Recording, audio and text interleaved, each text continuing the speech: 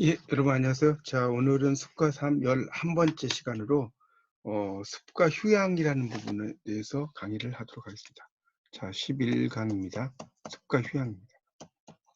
그러니까 이제 숲에 가면 휴양을 하러 쉬러 이제 많이 가죠.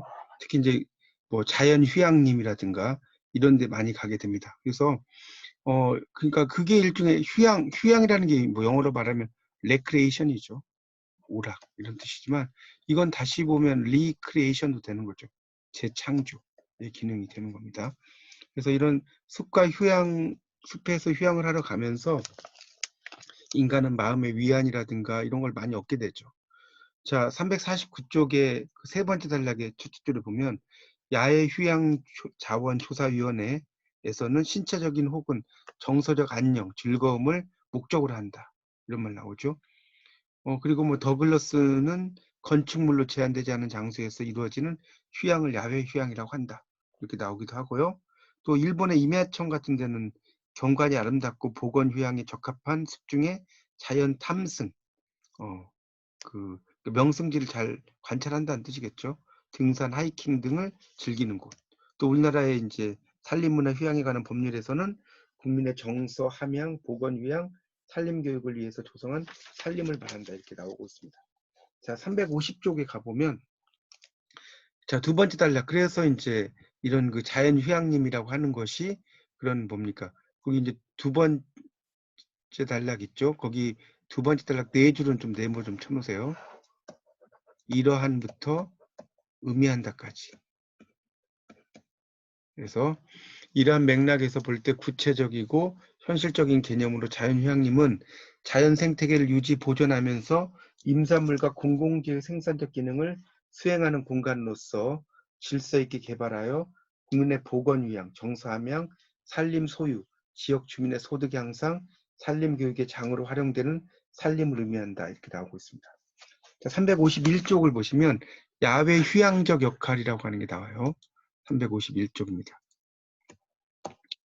거기 이제 보면 이 야외 휴양의 역할이 이제 세 부분인데, 첫째는 야외 휴양에 참여함으로써 첫째를 보면 그런 그 정신적인 압력으로부터 심적 위안, 재생 이렇게 이끌어준다는 거죠. 정신적인 압력으로부터 그런 그 심리적인 위안이나 재생 이런 걸 이끄는 역할을 하고요. 그다음 두 번째를 보면 자, 그다음에 이제 그게 이제 첫 번째의 역할이라고 볼 수 있겠고, 두 번째는 뭡니까? 일상적이고 반복되는 생활에서 제한을 받아요. 그러니까 인간이 발전할 수 있도록 도와준다. 이런 말 나오죠. 그다음 셋째는 가족 구성 간의 상호 유대감, 친밀감 이런 것을 뭐 쌓아준다. 뭐 이렇게 이제 이야기가 되고 있죠. 그 다음에 이제 두 번째로 역할이 이제 이게 야외 휴양적 역할이에요. 야외 휴양적 역할. 두 번째는 뭡니까? 지역 개발 역할이 있다는 거예요. 지역 개발. 그래서 거기 밑에 보면 나오죠. 이 지역 개발해서 지역 주민의 소득 증대. 자, 거기 그 세 줄 또 밑줄 좀 쳐보세요. 산림 관광 개발에 따른 지역 개발 효과는 지역 주민의 소득 증대. 지역 주민 소득 증대가 1번이겠죠. 산촌 지역의 생산 및 유통 활동 촉진에 의한 고용기회 증대 2번. 산촌의 간접 시설 확충으로 인한 지역 주민의 복지 증대 이게 3번입니다. 이 산림 지역이 소외된 곳이고 이촌 현상이 많이 드러나겠죠. 아무래도. 그래서 산촌에 거주한 농민의 95%가 농림업에 종사하고 있어서 그런 토지를 근거로 한 생업에 더 의존하고 있다. 나오고 있습니다. 그래서 이제 이 산림 자원이라고 하는 걸 통해서 이제 어떤 자연 휴양림을 기반으로 한 소득 같은 것도 얻을 수 있다는 거죠. 그래서 자연 휴양림 인근에 음식점, 기념품 판매점, 뭐 농산물 판매점을 이제 만들어서 그런 소득을 얻을 수 있죠. 352쪽입니다. 자, 그 다음에 이제 세 번째가 교육적 역할이라고 나옵니다. 교육적 역할. 이런 그 산림이라고 하는 것 자체가 교육으로도 쓰인다는 거죠. 교육적 역할. 352쪽에 보면 교육적 역할이 나오죠. 자, 이런 교육적 역할은 뭡니까? 첫 번째는 호기심을 가지게 한다. 사람들로 하여금 또 탐구하는 태도를 북돋아준다. 두 번째는 살아있는 개체 인간에 대한 이해를 돕고 자신을 자연에 귀의할 수 있도록 한다. 그러니까 그 자연 속에서 그동안은 자연으로 돌아가는 거죠. 셋째는 생물에 대한 그런 감각, 경외심 이런 것을 또 이제 갖게 만든다고 나오죠. 네 번째는 사색할 수 있는 공간. 그다음에 다섯 번째는 새로운 것에 대한 경외심 관찰 통해 창조성을 개발한다. 자, 여섯 번째는 살림이 그런 그 학교에서 배운 생물학적인 지식을 적용할 수 있는 교육의 장이다. 뭐 이런 얘기가 나오고 있습니다. 자, 자연휴양림의 유형이 이제 그 다음 페이지 나오는데요. 353페이지. 이 자연휴양림은 이제 뭐 자원 특성에 따라서 둘째 줄에 있죠. 산악 산림형, 내륙 수변형, 해양형, 역사 문화형으로 나눠진다. 그런 얘기가 나오고 있고요. 그 다음에 개발 주체에 따라서 그 다섯째 줄에 국공림 유형, 국공유림, 사유림, 뭐 이런 식으로 또 소규모, 중간, 대규모. 그 다음에 이제 그 두 번째 단락에 보면 물리적인 특성에 따라서는 지리적인 조건에 의해서 내륙형, 산악림형, 산악산림형 이렇게 구분할 수 있다. 이런 얘기 나옵니다. 그런 것들은 한번 여러분 이제 읽어보시면 될 것 같고요. 자, 그래서 이제 그 354쪽에 보면 자연휴양림의 유형 구분이 또 나와 있어요. 354쪽에. 그래서 산악산림형부터 쭉 나와 있거든요. 이것도 한번 여러분이 도표를 정리가 된 거니까 읽어보십시오. 355쪽에 보면 우리나라 자연휴양림 제도의 도입과 현황이라고 나오죠. 그러니까 이 우리나라 자연 그 휴양림은 일종의 자연공원 중심에서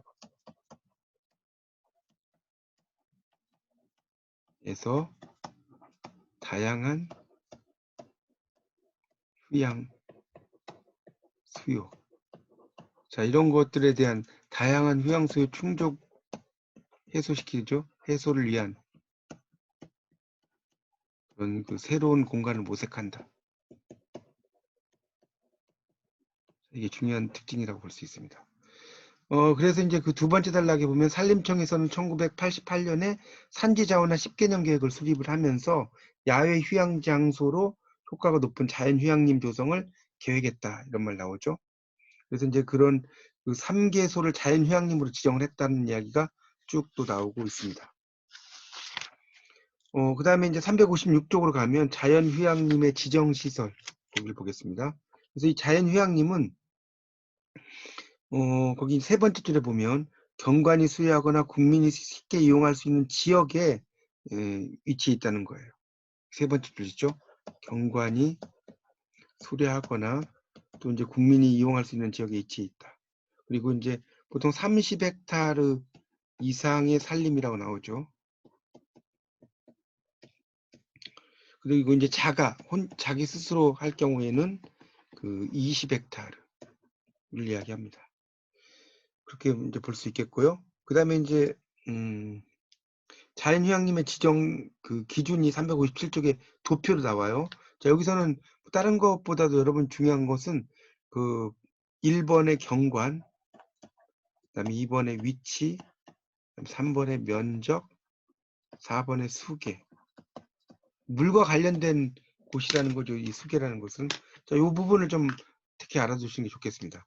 그래서 경관, 위치, 면적, 수계. 요걸 좀 잘 알아두시면 좋겠고요. 자, 358쪽에 보면 그래서 이제 그 휴양림 그 평가 항목이 있는데 그 중에서 150점 중에 100점 이상인 경우에 이제 휴양림 지정 대상이 된다. 그래서 국민의 건강 증진을 위해서 여러 그 조정할 수 있는 건데 특히 이제 그곳에 가면 자연휴양림 안에 들어가면 뭐 야영장, 오토 캠핑장, 또 숲속의 집, 뭐 취사할 수 있는 공간이 있어요. 취사장, 또 자연 관찰원, 숲속 수련장 등 여러 가지 형태가 있습니다. 359쪽에 자연휴양림의 자원관리라고 나왔죠. 그래서 이용자가 양적 증가로 많이 이루어졌다. 밑에 셋째 줄에 보면.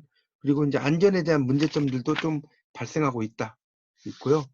자, 360쪽을 넘기시면 이제 여러 수용력에 대한 이야기가 나와요. 수용력. 그래서 거기서는 그 세 번째 단락에 한 여섯째 줄 볼까요? 세 번째 단락 여섯째 줄에 보면 자, 이건 좀 동그라미 쳐주시면 좋겠어요.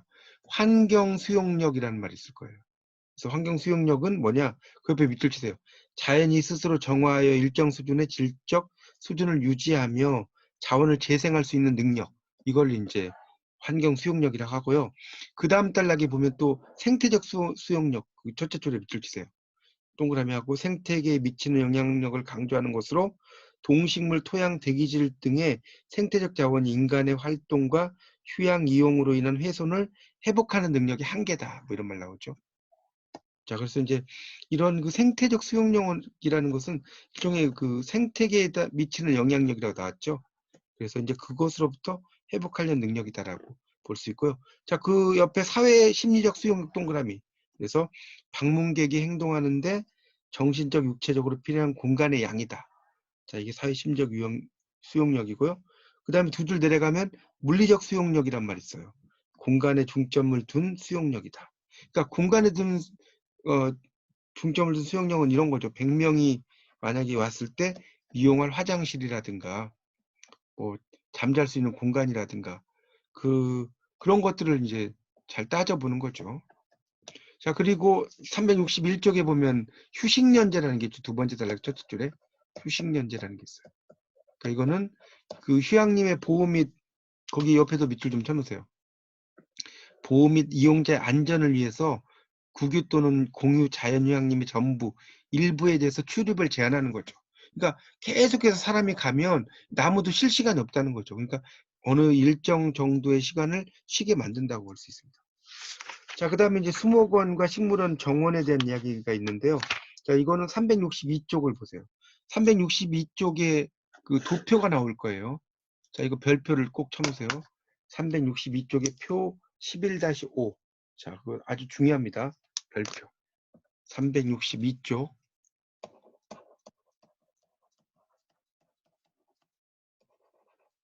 자, 여기서 이제 뭐가 중요하냐면 정원과 식물원과 수목원의 그 정의, 수목원. 이것의 정의를 여러분 꼭 알아두셔야 됩니다. 어떤 차이가 있는지.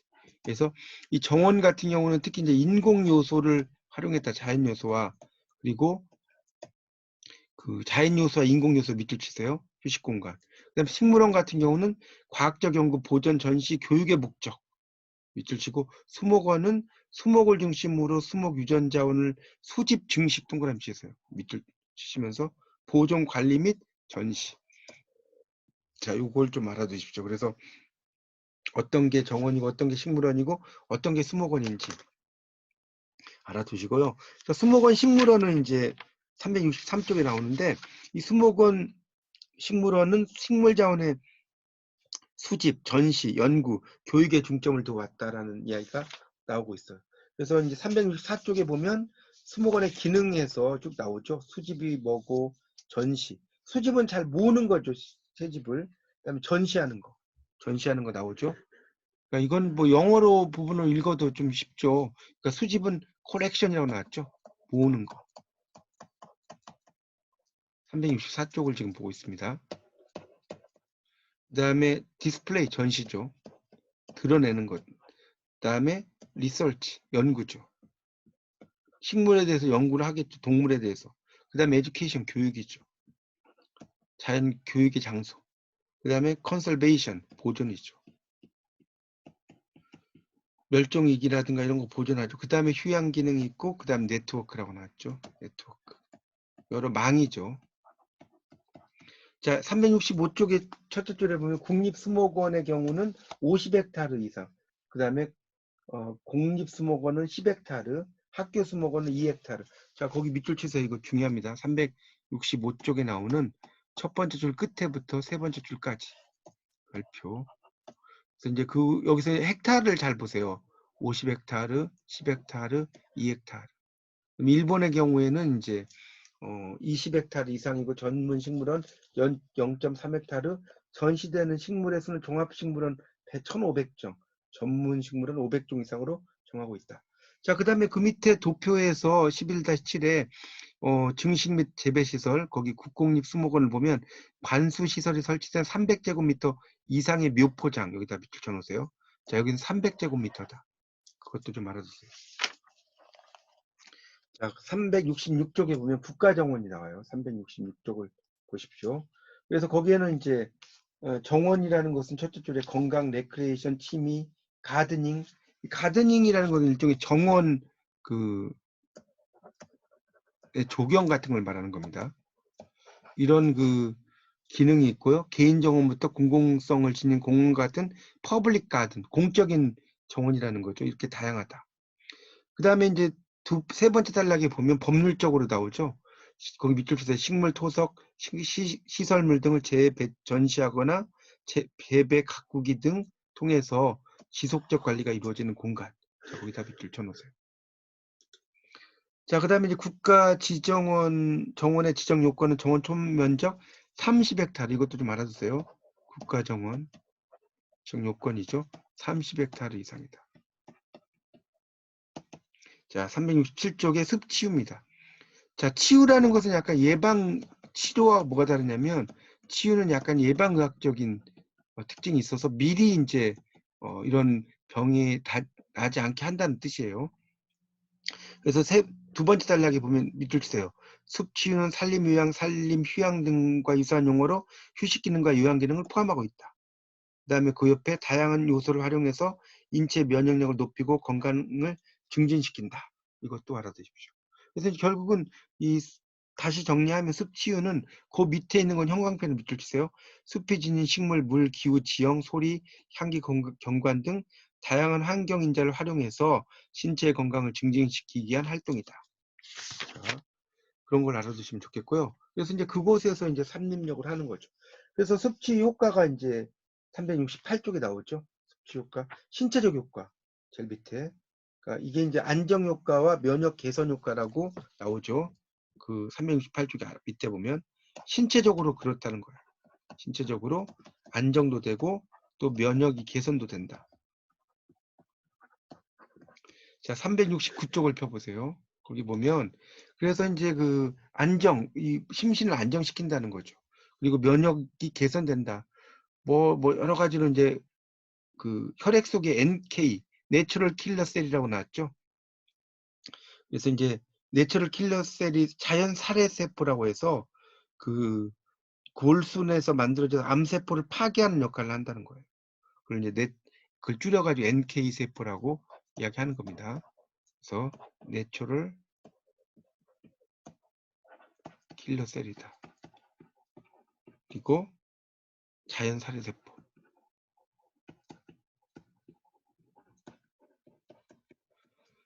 자, 이런 것을 좀 보시면 됩니다. 그리고 이제 뭐 자율신경도 좋아지고 뭐 다 좋아진다는 의미로 이해하시면 될 것 같아요. 371쪽 심리적 효과를 보면 자, 이 숲이라고 하는 건 심리적으로도 효과가 있다는 거죠. 마음이 좋아지는 거. 371쪽에 보면 심리적 효과를 측정하기 위해서는 주로 주관 평가를 하는데 특히 관능 검사와 기분 상태 평가를 실시한다. 기분 상태는 내적 상태의 변화를 질문지를 통해 평가한다. 뭐 이런 말 나오죠. 그래서 이제 심리적인 효과 같은 것도 많이 얻게 된다. 372쪽 세 번째 줄 보면 그래서 청소년을 대상으로 한 실험에서는 학교 폭력, 피해 청소년에게 자존감 향상을 목적으로 4박 5일간의 숲치유 프로그램을 실행한 결과 자아 존중감 증가, 우울감, 불안감 감소. 자, 밑줄 치세요. 372쪽에 그 세 번째, 네 번째, 다섯 번째 줄 중요하죠.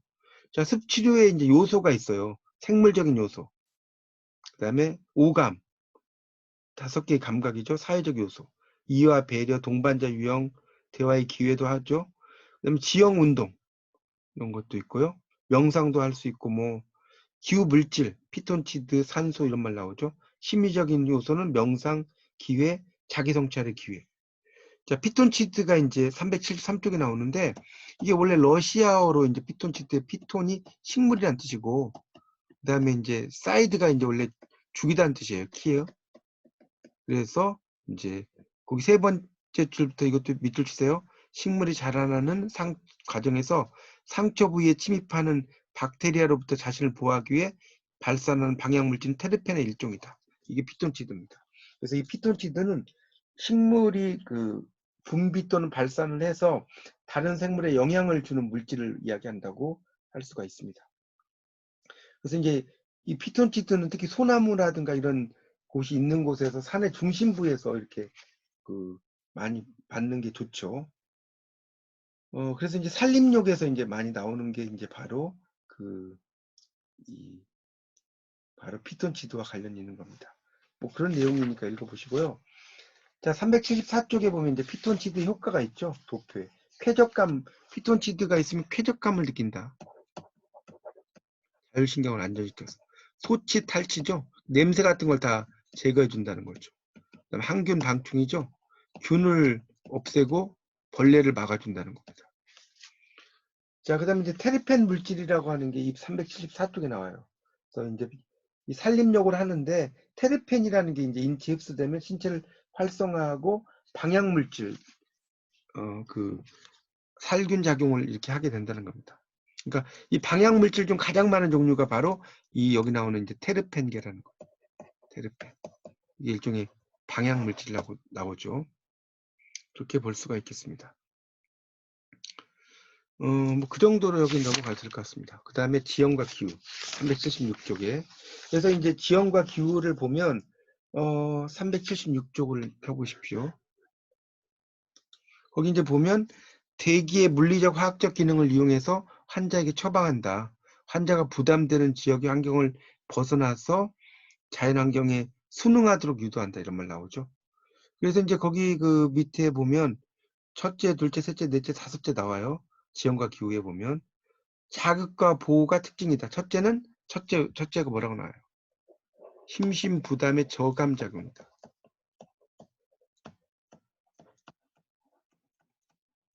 아까도 제가 저감이란 말 한번 드렸죠. 저감. 이건 낮을 저자에 뺄 감자예요. 영어로 말하면 리덕션이 감소시킨다는 뜻이에요. 감소작용하고 똑같은 말입니다. 이런 그 심심 부담을 감소시킨다는 거죠. 둘째는 자극에 적응한다. 그 다음 셋째는 지속적인 훈련. 넷째는 기후적 요소. 그러니까 기후적 요소로서 이제 신체 순환, 혈액 순환 촉진시킬 수 있다죠. 그 다음에 다섯 번째가 음이온의 활용입니다. 음이온의 활용입니다. 다섯 가지가 나옵니다. 377쪽에 보면 소리 나오죠.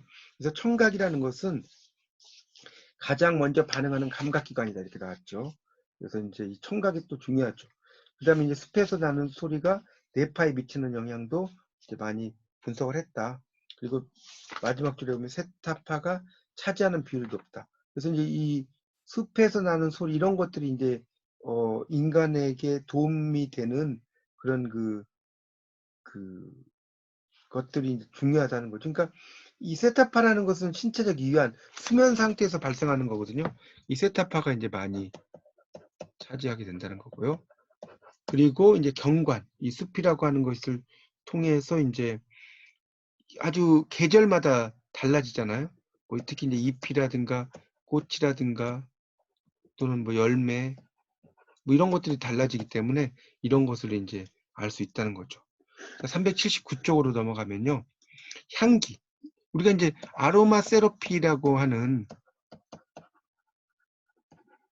그 아로마 요법이 향기 요법이 있죠. 그래서 이제 이런 향기라는 게 또 중요하다는 거예요.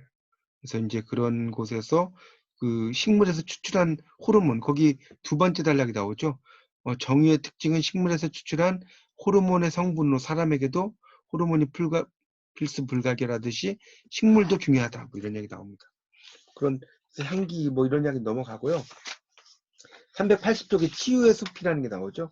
그래서 이제 그 산림 치유를 조성할 수 있도록 조성한 산림을 치유의 숲이라고 해요. 그래서 이제 그곳에서 이제 뭐 면적 기준 국가 또는 지방 자치단체가 조성하는 경우 50헥타르, 특별시 광역시의 관할 구역에 조성하는 경우는 25헥타르. 뭐 이런 말 나오죠.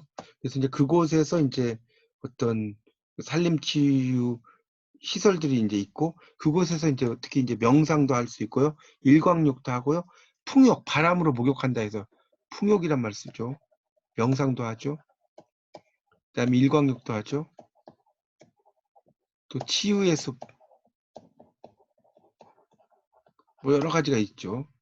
그 다음에 이제 편익시설, 위생시설, 뭐 통신시설, 안전시설 등 여러 가지가 이제 치유 그 시설에 설치가 돼야 된다고 할 수 있습니다. 자, 그럼 문제를 한번 풀어보겠습니다. 문제가 6문제가 나오는데요. 384쪽을 보십시오. 1번 국민의 정서함양과 보건, 휴양, 산림 교육을 위해 조성한 산림. 자, 350페이지를 펴보시면 350페이지를 펴보세요. 자, 거기에 보면 이제 두 번째 단락에 자연휴양림, 제가 네모 별표 치라고 그랬죠? 문 셋째 줄. 국민의 보건, 휴양, 정서함양, 산림 소유, 자와 지역 주민의 소득 향상, 산림 교육의 장으로 활용된다. 3번이 답이죠. 자, 휴양림의 적지평가 항목에 해당하지 않는 거. 아까 357쪽을 보세요. 도표 중요하다고 그때 그랬죠? 그러니까 경관, 위치, 수계, 그 다음에 지가를 면적으로 고쳐주세요. 지가가 아니라 면적으로 이걸 고쳐야 되죠. 이 지가라는 건 일종의 땅값이라는 뜻이죠. 지가가 아니고 면적으로 고쳐주시고, 자, 3번은 수목을 중심으로 수목 유전자원을 수집, 증식, 보존, 관리, 전시, 자원화를 위한 학술적, 산업적 연구를 하는 시설은 362쪽을 펴보세요. 362쪽에 아까 표 11-5 중요하다고 그랬죠? 거기에 이제 수목원이 나옵니다. 그러니까 이 문제는 뭐 이걸 잘 모르더라도 수목에다 동그라미 쳐보세요. 제일 처음에 나오는 수목이란 말 나오기 때문에 수목원으로 답을 찾으셔도 됩니다. 자, 4번 문제는 별표를 치세요. 자, 4번 문제는 좀 어려운 문제인데 365쪽을 펴보세요. 수목원의 설치 규모 및 기준에 대한 설명으로 맞는 거. 자, 그걸 보시면서 들으세요. 국립수목원은 자, 거기 보세요. 365쪽에 50헥타르죠. 30헥타르가 아니라. 2번 공립수목원은 10헥타르 이상이다. 맞죠? 그 다음에 3번 사립학교 수목원은 5헥타르 이상이 아니라 2헥타르 이상이라고 나와요. 4번 국공립수목원은 관수시설 설치된, 자, 밑에 도표에 보면 증식 및 재배시설에 관수시설 설치된 300제곱미터 이상이라고 나오죠. 그래서 틀렸습니다. 답은 2번입니다. 자, 그 다음에 5번 숲이 지닌 식물, 소리, 환기, 건강 등 다양한 환경 인자를 활용해서 신체 건강을 증진시키기 위한 활동. 당연히 이거는 뭐 책을 볼 것도 없죠. 367쪽을 보시면 숲치유라고 나왔죠. 숲치유. 그리고 두 번째 단락에 넷째 줄부터 아까 밑줄 치라고 그랬죠. 숲이 지닌 식물, 물, 기후, 지형 등을 이용해서 건강을 증진시킨다. 자, 마지막 6번은요. 식물이 자라는 과정에서 상처 부위에 침입하는 각종 박테리아로부터 자신을 보호하기 위해 발산하는 방향물질 테르펜의 일종. 자, 이것은 373쪽을 펴보세요. 373쪽의 첫 번째 단락, 첫째 줄에 피톤치드가 나오고요. 셋째 줄부터 또 아까 밑줄 치라고 그랬죠. 식물이 자라는 과정에서 상처 부위에 침입하는 각종 박테리아로부터 자신을 보호하기 위해 발산하는 방향물질은 테르펜의 일종이다. 답은 그래서 피톤치드가 답이 되겠습니다. 네, 이상 그 숲과 삶 제 11강 숲과 휴양에 대해서 강의를 마치겠습니다. 다시 한번 잘 복습하시기 바랍니다. 감사합니다.